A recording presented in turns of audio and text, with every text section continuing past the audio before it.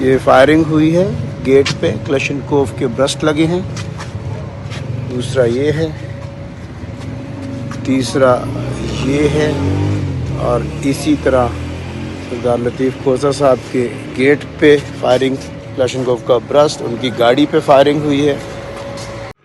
Chairman قائد-اعظم world peace mission مسلم Christian community پیر بہار شاہ کے پرپوتے پیر سید محمد معین شاہ galleries Akhtar محمد شفیق ملک امانت نے مشترکہ بیان میں کہا کہ اس وقت عوام اپنے آپ کو غیر محفوظ محسوس کر رہی ہے، لوگ زندہ درگور ہو رہے ہیں۔ سابق گورنر اور قانون دان، محب وطن، انسان دوست شخصیت کے مالک لطیف کھوسہ پر ہونے والی فائرنگ کے واقعہ کا کالے کوٹ کے تقدس پر فائرنگ سمجھا جا رہا ہے۔ یہ حملہ دراصل قانون پر ہے۔ سماجی کارکن پیر سید محمد معین شاہ، سماجی کارکن ملک امانت، سماجی کارکن محمد شفیق، میڈیا پرسن عرفان رومی، سماجی کارکن آف اسلام آباد کارکن P T I Gulrez Akhtar, Wajid Mahmood, advocate Kashif Mahmood, ایوان advocate Lahore high court Farooq Jakhra و دیگر نے عوام کے تحفظ اور قانون کی پاسداری کے لیے اپنے ساتھیوں کے ہمراہ ہر طرح اور ہر قسم کے سیاسی قربانی اور نفع نقصان اور دھمکیوں کے باوجود ڈٹ کر پاکستانی عوام کے حقوق کی جنگ لڑ رہے ہیں۔ لطیف کھوسہ، اعتزاز چودھری اور دیگر وکلاء کا قانون کی پاسداری کے لیے ڈٹ کر کھڑا ہونا اس بات کا ثبوت ہے کہ لوگ محب وطن پاکستانی ہیں۔ قانون دان لطیف کھوسہ پر حملہ کالے کوٹ کے تقدس پر حملہ ہے، یہ قانون پر حملہ ہے اور اس کی بھرپور مذمت کرتے ہیں۔ Chief justice of Pakistan